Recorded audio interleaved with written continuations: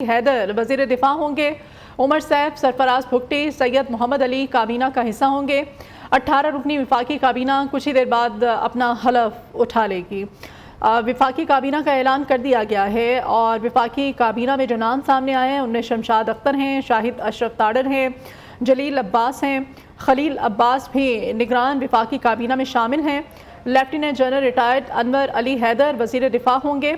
उमर सैफ, सरफराज भुट्टी, सैयद मोहम्मद अली काबीना का हिस्सा होंगे। 18 रुकनी विफाकी काबीना कुछ देर बाद हलफ उठाने जा रही है।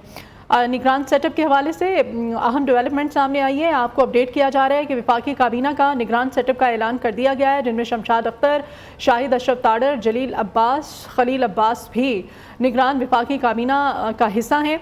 जबकि lieutenant general retired Anwar Ali Haider वजीर दिफा मुकर्रर किए गए हैं।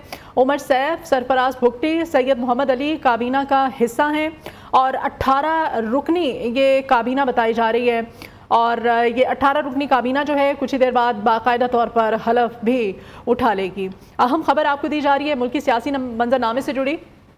विफाकी काबीना का ऐलान कर दिया गया है। शमशाद अख्तर, शाहिद अशरफ ताडर हैं, जलील अब्बास जिलानी और खलील अब्बास में निगरान विफाकी काबीना का हिस्सा हैं। जावेद नूर से मजीद जानते हैं। जावेद नूर, ऐलान कर दिया गया है बाकायदा तौर पर, अब हलफ लेने जा रही है 18 रुकनी विफाकी काबीना, क्या अपडेट करेंगे आप हमें?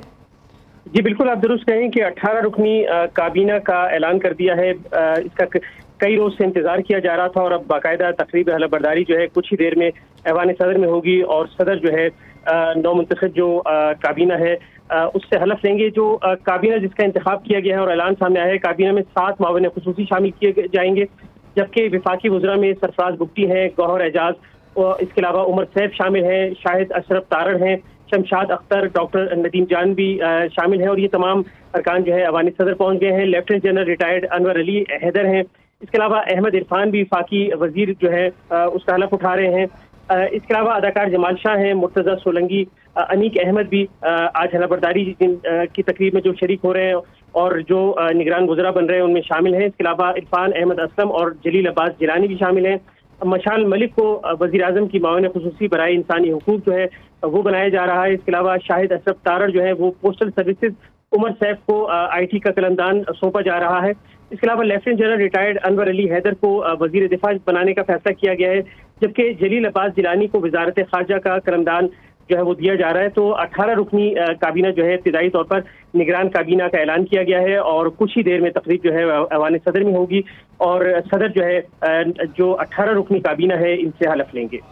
ठीक है, आप हमारे साथ ही रहिएगा। सीनियर साफ़ी और executive director news Nasrullah Malik साहब भी हमारे साथ हैं। मलिक साहब, 18 रुकनी काबीना है, निगरान काबीना जिसका ऐलान कर दिया गया है, मलिक साहब क्या कहेंगे इस पर?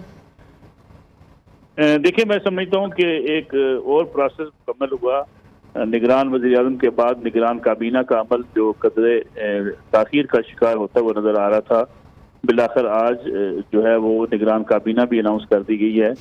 मजमूई तौर पे देखा जाए तो तकरीबन काफ़ी हद तक गैर सियासी निगरान काबीना है जी, जिसमें सरफराज भुट्टी साहब हैं। सरफराज भुट्टी साहब को अगर देखा जाए तो उनका बड़ा एक अहम किरदार रहा है बलूचिस्तान की सूरत-ए-हाल के हवाले से और उन्होंने लॉ एंड ऑर्डर के मसले पर भी और बलूचिस्तान के मसाइल के हवाले से भी आवाज़ अपनी हमेशा उठाई है। और दूसरी तरफ देखा जाए गौहर एजाज हैं जो जस्टिस हैं, एप्टमा के चेयरमैन रहे हैं और वो माजी में भी वज़ीर आज़म के साथ जो है वो मामलों का फरीज़ा सर अंजाम दे चुके हैं। उमर सैफ मुल्क के एक मारूफ IT एक्सपर्ट हैं। वो पाकिस्तान के अंदर चंद उन अफराद में शामिल होते हैं जिन्हें IT के हवाले से बड़ा अहम जो है वो शख्सियात सबर किया जाता है।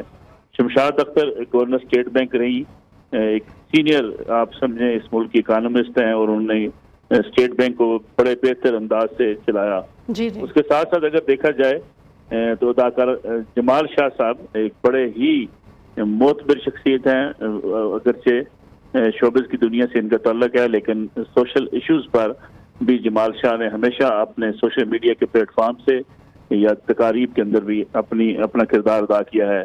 अदाकार जमाल शाह एक पढ़े लिखे आपकी सकाफती कल्चर के हवाले से उन्होंने भी माजी में भी खिदमात सर अंजाम दी हैं।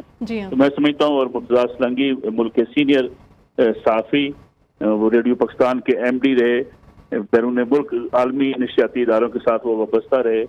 तो इस लिहाज से, और अनीक अहमद भी एक मारूफ एंकर हैं, पाकिस्तान के अंदर मजहबी प्रोग्राम का आगाज भी उन्होंने किया और एक पॉपुलर प्रोग्राम के वो मेज़बान।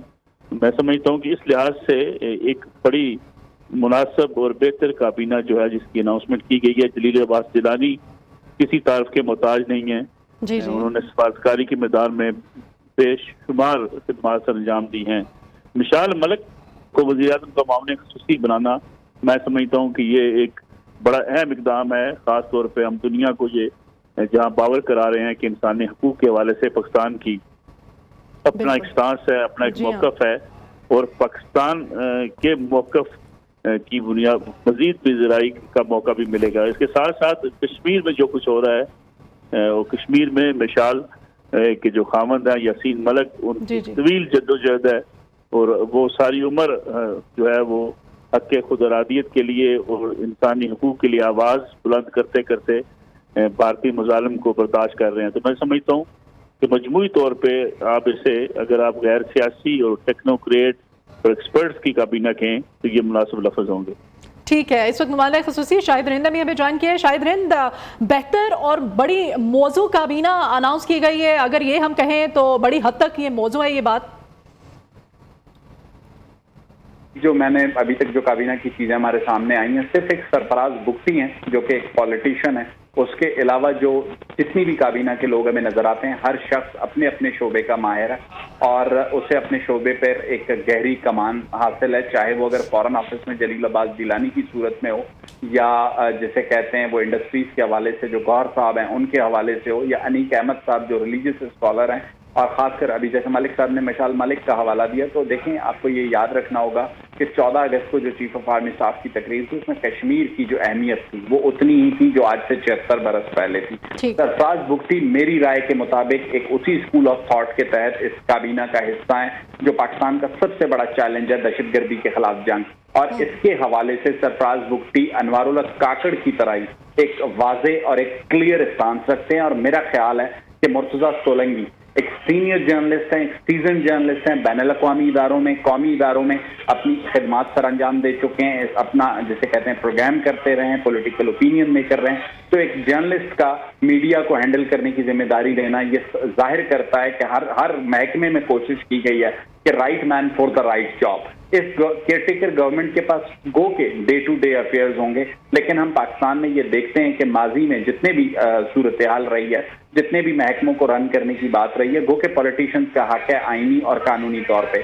लेकिन ये केयरटेकर कैबिनेट माजी की केयरटेकर कैबिनेट से कुछ मुझे इसलिए मुख्तलिफ नजर आ रही है कि हर महकमे के लिए किसी सियासतदान या सियासतदान के नॉमिनी को कंसीडर नहीं किया गया, उस सेक्टर के प्रोफेशनल को कंसीडर किया गया है। इन लोगों के पास एक मौका होगा कि वो बहुत सी चीजों में एक ऐसी ईंट रखें या एक ऐसी सेंस का तयन करें कि जिसपे पाकिस्तान का जो क्राइसिस है, इकोनॉमी का हो, पॉलिटिकल हो, उसे कुछ कम किया जा सके। अगर आज मुर्तज़ा सोलंकी जैसा जर्नलिस्ट पाकिस्तान के फेडरल कैबिनेट में बतौर वजीर इत्तलात मौजूद होगा तो पाकिस्तान को किस किस्म के नैरेटिव की जरूरत है, ये मुर्तज़ा सोलंकी से बेहतर कोई नहीं जानता। अगर मशाल मलिक वफाकी काबीना का हिस्सा होंगी तो कश्मीर को किस तरीके से डिफेंड करना है ये उनसे ज्यादा बेहतर कोई नहीं जानता। अगर गौहर साहब जो इंडस्ट्रीज से ताल्लुक रखते हैं, उन्हें अच्छी तरह अंदाजा है कि पाकिस्तान की एक्सपोर्ट्स को बढ़ाने के लिए इंडस्ट्रीज को किन चीजों की जरूरत है। और इनके ऊपर जो चीफ एग्जीक्यूटिव के तौर पर बैठा है अनवारुल्लाह काकड़ जिसका नाम है, वो जो है एक गहरी निगाह न सिर्फ आपकी खित्ते की सूरत हाल पर रखते हैं, दहशतगर्दी के खिलाफ जंग के हवाले से एक वाज़ेह मौक़िफ़ रखते हैं, और वो इकोनॉमी को भी किसी हद तक अंडरस्टैंड करते हैं। अगर हम बात करते हैं जमाल शाह की, कि उनका नाम अगर कंसीडर होता है तो जमाल शाह पाकिस्तान के सीजन जिसे कहते हैं वो न सिर्फ इंटेलेक्चुअल्स में शुमार हो सकते हैं बल्कि एक अच्छे आर्टिस्ट के तौर पर शुमार होते हैं। तो मेरे ख्याल से एक बैलेंस, एक प्रोफेशनल कैबिनेट है। अब इस कैबिनेट के पास चाहे 3 महीने हैं चाहे 6 महीने हैं, इन्होंने अपने डे टू डे अफेयर्स के साथ अगर अपने अपने सेक्टर्स में कुछ बेंचमार्क सेट किए चीजों को बेहतर करने के लिए। मिसाल डॉक्टर शमशाद अख्तर की हम ले सकते हैं, जब वो स्टेट बैंक की गवर्नर थी तो शी ट्राइड टू मतलब जिसे कहते हैं कि स्टेट बैंक को बेहतर अंदाज में चलाने की कोशिश की। कोई नेगेटिव मार्किंग हमने देखा कि उनके हवाले से नहीं होती। तो एक बैलेंस्ड कैबिनेट है और इसके पास एक स्पेस है काम करने की, और हर शख्स अपने अपने शोबे का माहिर है और उनके ऊपर जो चीफ एग्जीक्यूटिव है वो ऑलरेडी जैसे कहते हैं तमाम सूरत हाल पर एक संजीदा मौकफ रखता है। आने वाले दिनों में इनके पास एक बेहतर मौका है परफॉर्म करने का।